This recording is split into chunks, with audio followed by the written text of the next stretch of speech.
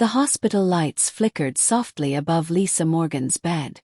Machines beeped rhythmically beside her, keeping track of a fragile life that had fought to survive what many wouldn't have.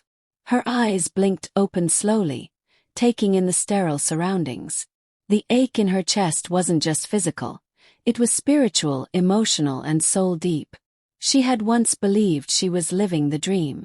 A good job, a beautiful home in Nashville, a man she thought she would marry. But all that shattered within a few short months. Lisa had always been the strong one, resilient, dependable, even in the darkest hours. But something changed when her fiancé, Trevor, disappeared without a trace.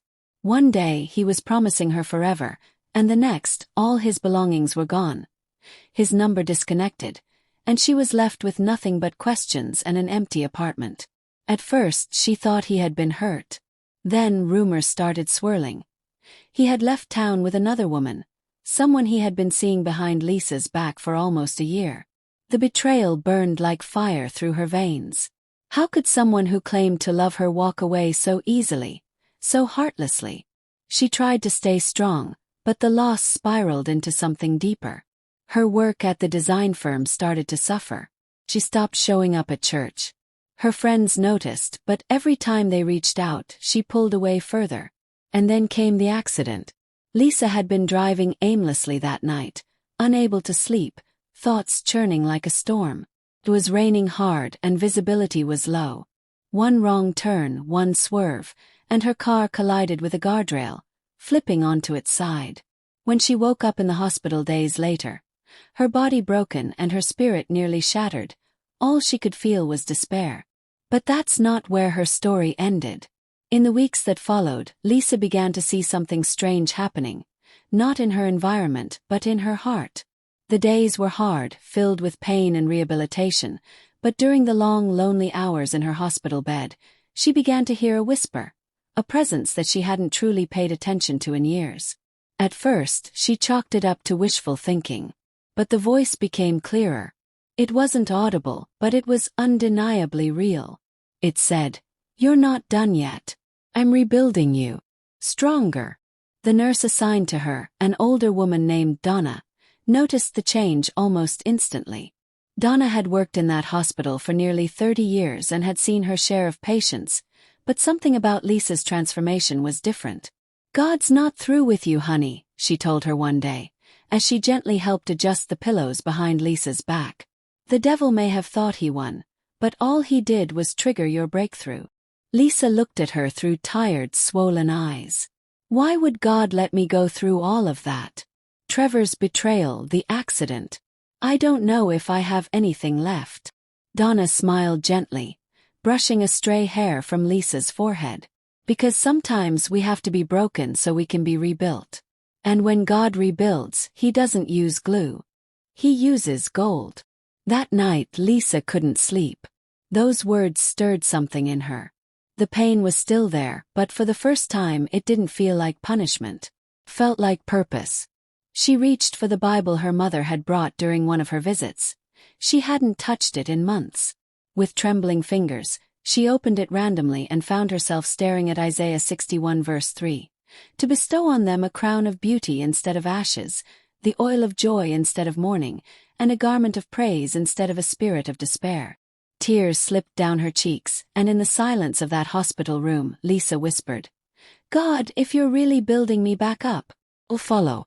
I'll trust." The healing wasn't instant. Never is. But Lisa began to fight again, not just to walk but to live.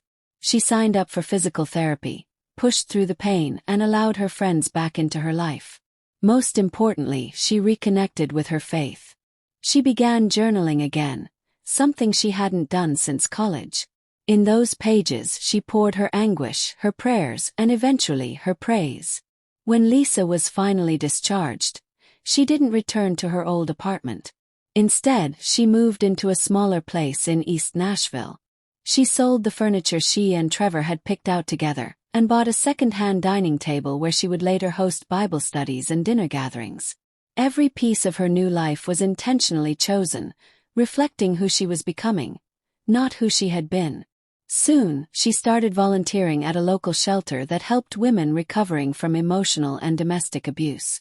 First, it was just a few hours a week, but it grew. She found herself counseling women who had been betrayed, broken, and left for dead emotionally, just like she had. And somehow, her pain became a platform. One woman, named Jasmine, came in one night with bruises on her face and tears in her eyes. Lisa sat with her for hours, holding her hand as she cried. "I have nothing left," Jasmine sobbed. Lisa smiled gently. "That's the best place to start. Because when you feel like everything is gone, that's when God builds something new. Stronger. Unshakable."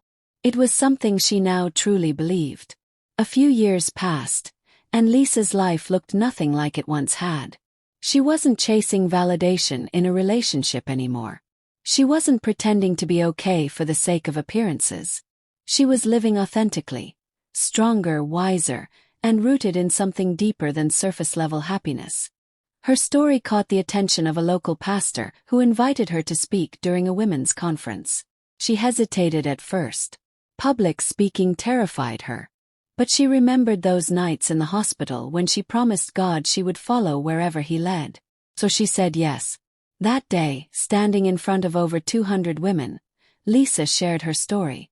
Not the cleaned-up version, but the raw, painful truth.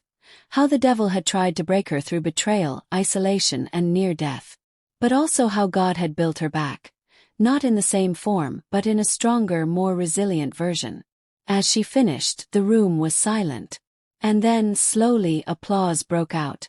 Not because her story was glamorous, but because it was real. Women lined up afterward to hug her, to cry with her, to tell her how much they needed to hear it. Lisa returned home that night, sat on her couch with a cup of tea, and smiled up at the ceiling. "You really knew what you were doing, didn't you?" she whispered. Years later, Lisa went on to write a book titled Beauty from the Broken, and launched a mentorship program for women transitioning out of abusive relationships. Her story became a lighthouse for those lost in their own storms. Every time someone asked her how she managed to survive, she told them the same thing. "I didn't survive. I was rebuilt. The devil thought he had me, but God had other plans."